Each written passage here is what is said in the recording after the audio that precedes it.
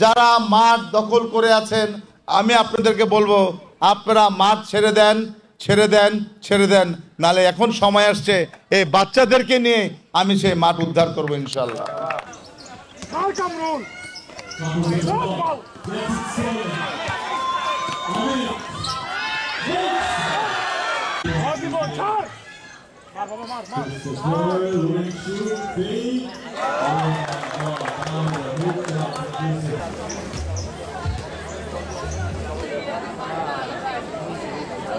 আজকে আমি একটু বলতে চাই আমাদের যারা খেলার মাঠ যারা দখল করে নিচ্ছে তাদের বিরুদ্ধে একটি মেসেজ, আপনারা যদি খেলার মাঠ দখল করে নেন তাহলে এই বাচ্চারা খেলবে কোথায়? খেলার মাঠ যদি দখল হয়ে যায়, পার্ক দখল হয়ে গেলে আমাদের সময় আসছে আমার জন্য না, চিন্তা করতে হবে আমাদের জন্য।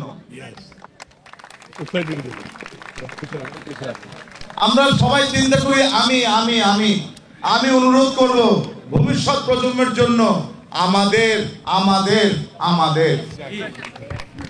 আমি মনে করি যে কেউ বড় বড় প্রজেক্ট করবে, ডেভেলপাররা হাউজিং প্রজেক্ট করবে, কিন্তু অবশ্যই অনেক ধরনের অনেকগুলো খেলার মাঠ রাখতে হবে, কমপ্লেক্স রাখতে হবে, যেন বাচ্চারা যেন খেলতে পারে। আমি কল্যাণ সমিতিকে বলেছি, আমি রাজুকেও বলছি যে পিছনের যে জায়গাটা আছে এটিকে নিয়েও আমরা আমাদের বাস্কেটবলটা কিন্তু আরেকটু যদি কোর্ট করতে পারি, একটি প্র্যাকটিস কোর্ট হবে আর এখানে সকল ধরনের খেলা হবে কিন্তু ইনশাআল্লাহ। T10 টাইপের খেলা, T10 টাইপের খেলা আমরা বাচ্চাদেরকে নিয়ে করতে চাই। আমরা রাত্রেবেলার জন্য আমরা ভলিবল খেলতে চাই, ফুটবল থেকে শুরু করে সব কিছু আমরা এই প্ল্যানগুলো করছি। আমি গার্জেনদেরকে আবারও ধন্যবাদ।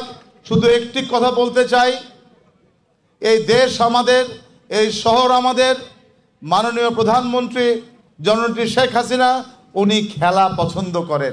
আমরা দেখেছি টিভিতে যখন যে কোনো খেলায় উনি কিন্তু করতালি দিয়ে তাকে স্বাগতম জানায়। আর জাতির জনক, জাতির পিতা বঙ্গবন্ধু শেখ মুজিবুর রহমান উনি তো নিজে খেলেছেন, শেখ কামাল ভাই নিজে আবাহনী ক্লাব করেছেন, আমাদের জাতির পিতা ওয়ান্ডার্স ক্লাবে খেলেছেন। উনি খেলা পছন্দ করেন, ওনার পরিবার পছন্দ করেন। আমরা এরকম একজন প্রধানমন্ত্রী পেয়েছি যে আমরাও এই খেলাকে অবশ্যই উৎসাহিত করব। একটি মেসেজ, যারা মাঠ দখল করে আছেন আমি আপনাদেরকে বলবো আপনারা মাঠ ছেড়ে দেন, ছেড়ে দেন, ছেড়ে দেন, নালে এখন সময় আসছে এই বাচ্চাদেরকে নিয়ে আমি সেই মাঠ উদ্ধার করব ইনশাআল্লাহ।